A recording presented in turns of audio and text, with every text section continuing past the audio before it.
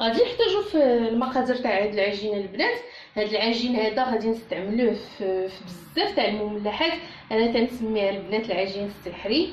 غادي نديروه في لي كيش، في البيتزات، في بزاف تاع الحاجات المالحين. غادي نحتاج 250 غرام تاع الزبده. انا خدمت غير بالزبده تاع الدراق. غادي نحتاج جوج الياغورت طبيعي.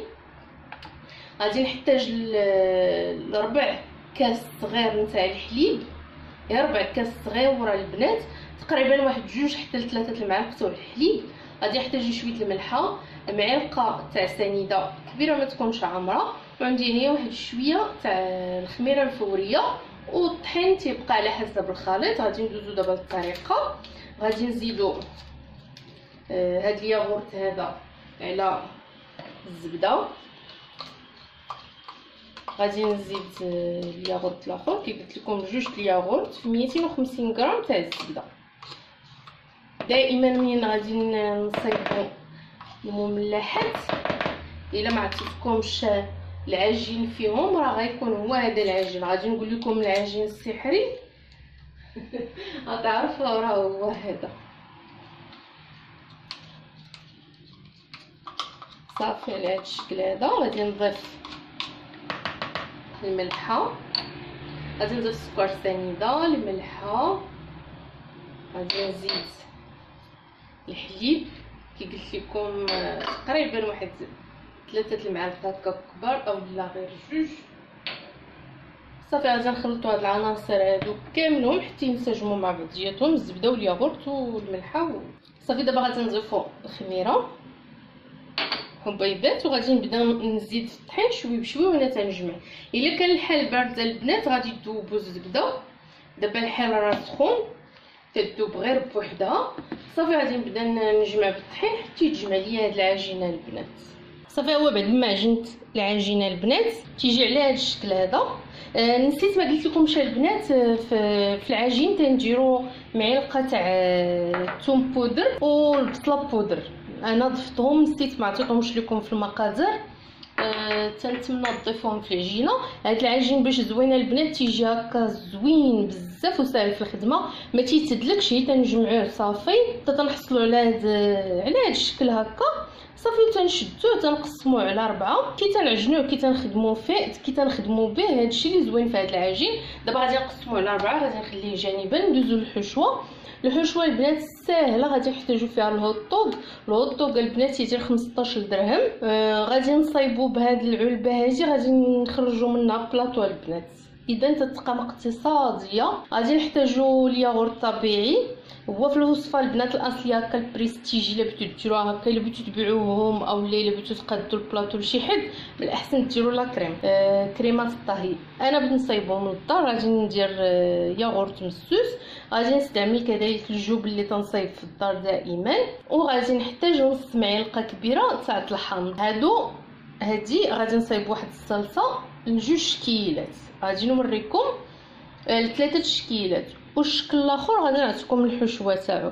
غادي نحتاجو صفر البيض اللي تلقاه مع شويه الماء وشويه الملحه وشويه تاع الخل هكا باش يكون مطلوق. غادي ندوزو دابا للطريقه البنات. غادي نجيب واحد الزليفه، غادي ندير فيها 2 معالق كبار عامرين من الياغورت طبيعي. كي قلت لكم الا بغيتو تخدموا هكا البريستيج بلاطو بريستيج ديروا لا كريم تاع الطهي.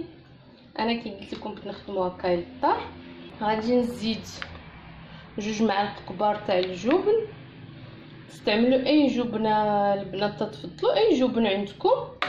وغادي نزيد عصير الحامض. صافي وغادي نخلط هاد العناصر هادو.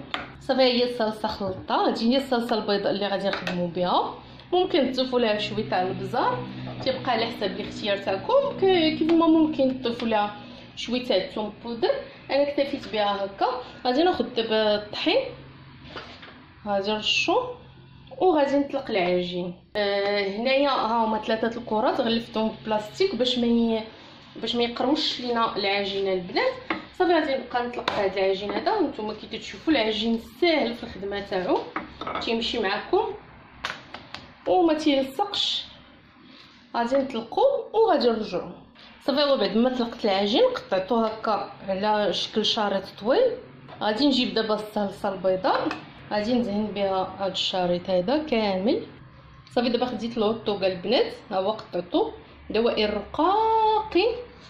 غادي نجيبو غادي نبدا نستفو هكا على الجنب نتاع العجينه فوق هذيك الصلصه بهذا الشكل هذا. ضروري ما يكون رقيق. صافي غادي نبقى مستمره حتى نسالي الشريط كامل. دابا غادي نجمع ليه هاد الجوانب هادو. تيبقى الشريط على حسب قداش نتوما بغيتو هاد المملحات، واش بيتوهم كبار ولا بيتوهم صغار. انا بغيتهم هكا صغار يكونوا في البلاطو. صافي دابا غادي نبداو نشكلوه على شكل وريضه. غادي نبداو نجمعوا هاد العجين هذا صافي هاد القياس هذا. غادي نجيب الموس وغادي نقطع هنايا كي قلت لكم الورده الكبر نتاعها على حسب نتوما قداش بغيتوها. صافي على هاد الشكل هذا تيجيو وريضات. غادي نكمل هاد الوريضه الثانيه وغادي نبقى مستمره هكا حتى نسالي وتنحاولوا هكا باش ما يخرجش لينا هاد الهوطوغ. الا خرج تردو هكا بيدينا البنات. غادي نبقى مستمره حتى نسالي الكميه نتاع العجين اللي عندي كامله. هذه اللي عندي على هذا الشكل هذا، ونرجعوا ان شاء الله باش نوريكم الشكل الثاني. خديت العجين الثاني طلقته بالمدلك وقطعته هكا على شكل مستطيل. دابا غادي نبدا نقطع هذا المستطيل هذا على شكل مثلثات. غادي نبدا نقطعو كي قلت لكم على شكل مثلثات يكونوا متساويين. صافي بعد ما قطعت هاد المثلثات غادي نجي لهنايا وغادي ندير هكا غير واحد الفليحات هكا صغار. صافي على هاد الشكل غادي نعاود هنايا هكا جويجه. غادي نعاود هنا صافي حتى نسالي العجين اللي عندي كامل. غادي ناخذ دابا الهوطوغ البنات قسمته هكا على شكل دائري ومن بعد قسمته هكا. صافي غادي نجيبوه غادي نقطعو على القياس نتاع هاد المثلثات اللي عندي. غادي نحطو هنايا. غادي نعاود نجيب واحد اخر حتى هو غادي نحطو هكا في الجنيب. وغادي نجيب هاد الراس نتاع المثلث غادي نجيبو لهنا. نسيت بعدا ما دهنتش البنات بالصلصه، تندهنو بالصلصه هي الاولى. هذيك الصلصه البيضاء اللي صايبنا في الاول غادي ندهنو هكا. غادي ندهنوهم كاملين. صافي من بعد ما دهنت بالصلصه البيضاء وحطيت هكا هاد الهوطوغ هكا في الجنب نتاع الجنب التحتاني نتاع المثلث. غادي نجيب دابا كي قلت لكم هكا هاد الجنيب هذا وغادي نسد بالكورنيشون هكا مقطوع دوائر البنات. تنحاولوا نضغطو عليه هكا حتى تيتسد. صافي وتندهنوهم بالصفر البيض ندردرو فوقهم هكا واحد شويه نتاع البافو اولا الحبات السوداء. صافي هذا هو الشكل الثاني هكا ساهل. غادي نبقى مستمره انا حتى نسالي البنات هكا على هذا الشكل هذا وغادي نرجعوا ان شاء الله باش نوريكم الشكل الثالث. صافي غادي ناخذ الشكل الثالث طلقتو حتى هو بالثلاثه البنات وقطعتو بهذا القطعه هذه. ممكن تقطعوا باي قطعه بغيتو وممكن تشكلوه باي شكل بغيتو. غادي ندهنو حتى هو بهذيك الصلصه البيضاء. غادي ناخذ دابا الهوطوغ بعد ما دهنت الدوائر بالصلصه البيضاء. غادي ناخذ الهوطوغ قطعتو هكا دوائر رقاق. صافي وغادي نحاول نقادو. غادي ندير هنايا في الوسط زيتونه خضراء. صافي على هذا الشكل هذا. ممكن ديروا الفرماج البنات من الفوق هكا الفرماج موتزاريلا اولا الفرماج حمر محكوك. صافي غادي نبقى على هذا الشكل حتى نسالي الكميه اللي عندي تاع العجين الثالث كامل ونرجعوا باش نشوفوا الشكل الرابع. غادي نحتاجوا الحشوه الثالثه الرابعه تاع الشكل الرابع. غادي نحتاجوا البصله. غادي نوريكم بعد هادو هما بعد ما صايبتهم في الطاوه. دهنتهم البنات هكا باصفر البيض هادو اللي على شكل وريضه وهادو اللي على شكل مثلث حتى هما دهنتهم باصفر البيض. رشيت عليهم هكا شويه تاع كي قلت لكم يا اما حبه السوداء يا اما اي حاجه عندكم، اي حبوب عندكم متواجدين. انا درت لهم زريت الكتان. دابا غادي ندخلهم للفران نشعل من قبل سخون مزيان البنات. غادي ندخلهم وغادي نخليهم حتى يطيبوا من التحت ويتحمروا، عاد نشعل عليهم من الفوق ياخذوا اللون وندوزو باش نوريكم كي قلت لكم التتمه تاع الحوش. درت بصله هنايا بيضاء البنات، ممكن ديروا بوارو، انا ما عنديش بوارو درت غير بصله بيضاء. غادي نزيد عليها واحد الحكه تاع الكوزه هكا، واحد شويه تاع الكوزه محكوك. غادي نزيد شويه تاع البزار هكا غير واحد شويه. غادي نزيد الملحه واحد شويه تاع الملحه. صافي غادي ندير كلشي البنات هكا يتشحر فوق البوطه والزبده من طبيعتها. بعد ما شحرت البصله دابا غادي نزيد عليها بيضه وغادي نردها عاوتاني فوق البوطه مع التحريك المستمر حتى طيب لينا هاد البيضه هادي وتنشف. صافي هي بعد ما طبنا البيضه دابا غادي نزيد عليها الفرماج. اي فرماج عندكم البنات مثلث ولا مربع اولا الفرماج احمر اولا حتى الموتزاريلا غادي نديرو منه تقريبا واحد 40 غرام. غادي نزيد هاد الكريمه هادي البيضه اللي خدمنا بها، هادشي اللي شاط ليا تقريبا واحد 2 معالق. الكريمه اللي مخلطه مع الجبن ومع عصير الحامض. صافي وغادي نزيد هاد الهوطوغ اللي بقى ليا هكا ديك الشياطه تاعتو، غادي نزيد غادي نقطعو طريفات الصغار وغادي نزيدو عليه الحشوه وغادي نخلط كلشي وغادي نخليه يبرد وندوزو باش نعمرو. غادي ناخذ الشكل الرابع. طلقت العجينه البنات كيف ما الفيت نطلقو، قطعتوه بقطايه دائريه، ممكن تقطعوه مربع اولا مثلث اولا نصف دائره كيف ما بغيتو نتوما. هذه الحشوه بعد ما بردات غادي نزيد غادي ندهن هاد لي شوسون هكا، غادي ندهن ليها الجناب نتاعها بصفر البيض باش يسهل علينا منين نعمروها نلصقوها. وغادي ناخذ الحشوه غادي ناخذ منها هكا واحد شويه.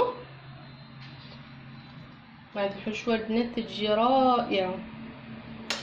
صافي غادي ناخذ منها كي قلت لكم شويه هكا، غادي نحطو في الوسط نحاول نقادو. غادي ناخذ واحد الدائره اخرى وغادي نبدا تنفلح فيها هكا بالموس الشكل اللي بغيتو نتوما. غادي ندير انا هاد الشكل هذا. صافي غادي نبدا تنفلح فيها هكا باش يجي الشكل محلول من الفوق. وغادي ناخذها غادي نلصقها هكا. غادي نوريك عليها الجناب هادو راه تيلصقوا بوحدهم البنات. صافي تجي على هاد الشكل هذا. غادي ناخذ دابا صفر البيض وغادي ندهنها به هكا.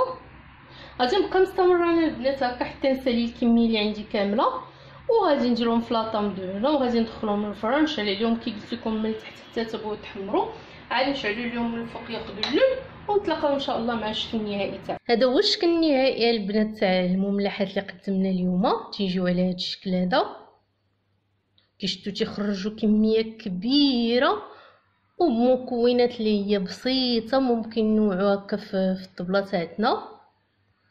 هانتوما تشوفوا هادو اللي درتهم بالهوطوغ هكا على شكل مثلث، زينتهم بشويه الزيتون شويه الهوطوغ وهكا بيض السمان مسلوق. تيبقى تزين على حسب الاختيار تاعكم البنات.